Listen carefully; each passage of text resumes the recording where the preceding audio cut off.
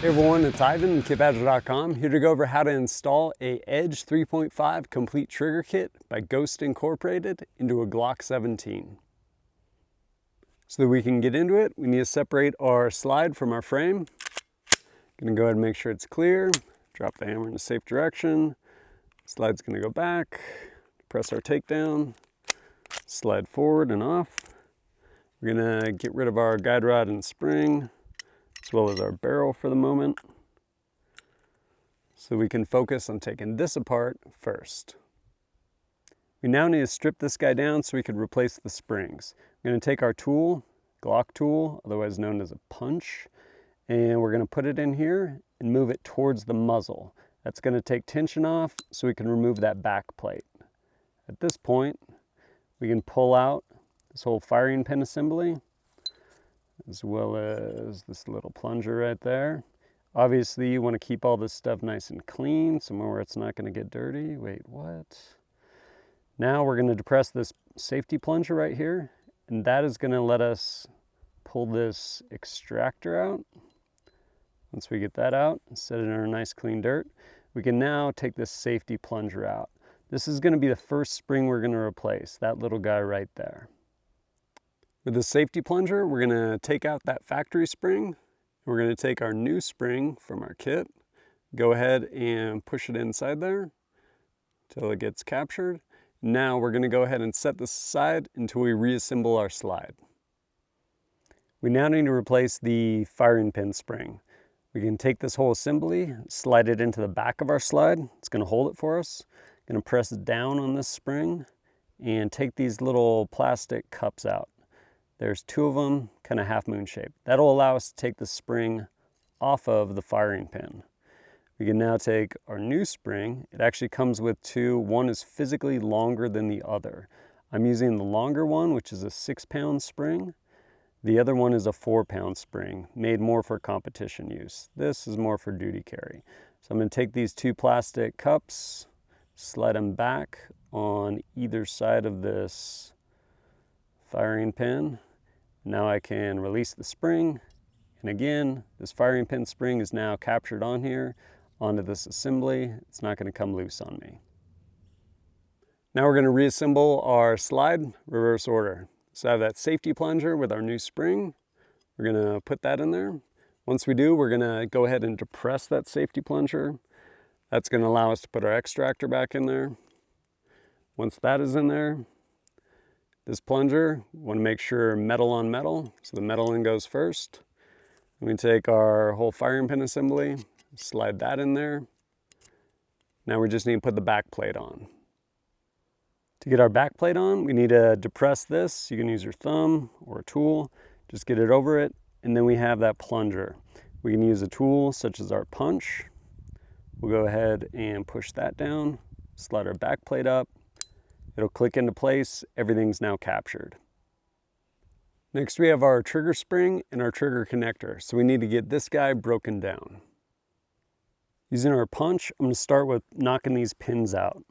I'm going to push this rear pin out first in the back, then this top pin, and bottom larger pin.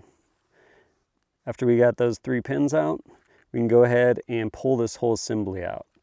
And drag this guy out in the back, and the trigger is going to come with it.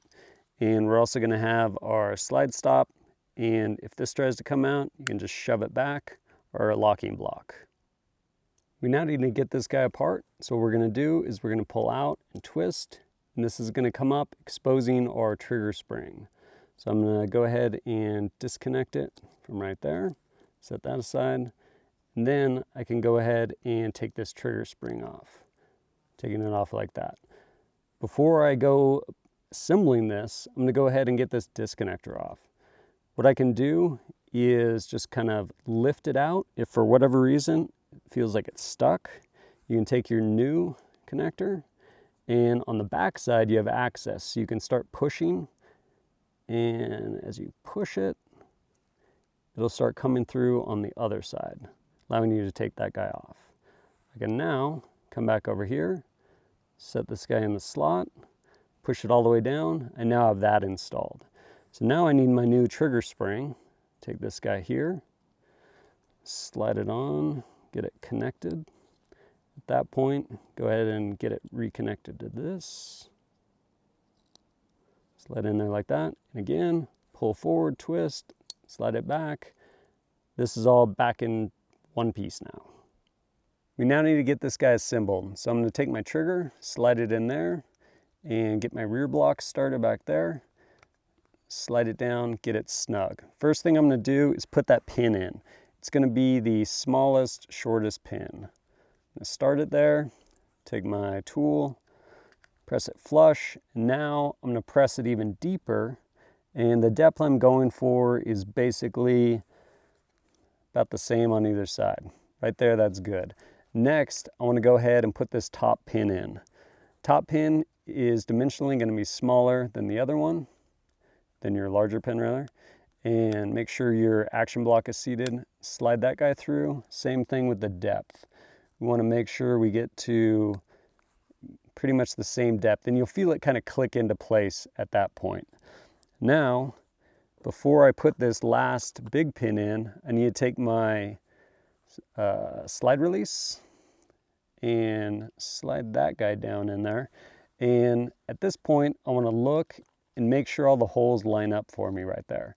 And when I do that, when I get that guy in there good, when we put this in there, the reason we put this second pin in second is this little spring wants to pop up. And when we put it in there, it actually catches on the top pin. If you do it in reverse, it's going to be a monster. So put that guy in there, get that guy started, make sure your holes line up. And again, we're just looking for about the same depth on either side. You'll feel it kind of click into place. We've now installed our Ghost Ink kit. We got our 3 springs as well as our connector. I'm going to put this guy back together. Make sure you have your barrel and your guide rod and spring in there. Get those rails lined up, charge it. At this point, we want to make sure this thing's functioning correctly. We can reach in there and gently pull the trigger to the rear without pressing that safety. It should not go to the rear. At this point, you can go ahead and break that shot, figuratively. Charge it. Make sure we get a reset. Break it again. Reset. Should be good to go. At this point, it's a matter of taking this to the range and see how it does for me. Personally, I've never gotten into aftermarket triggers, springs, connectors, any of that stuff. Reason being is constantly going overseas, handed a stock Glock, not the one you were using last time probably, every time you get there. Additionally, anytime you go to vetting, make sure you can actually keep your job. Handed a stock Glock, go shoot those quals. So didn't want to get used to something only to have something completely different. Having said that, I'm going to go ahead and try this Ghost Ink kit and see how I like it. As always, thanks for joining us at kitbadger.com. Look forward to seeing you next time. Well, there are a lot of people who are spoon for the best recognition on earth. They travel on buses and follow the sun and get treated worse than slaves.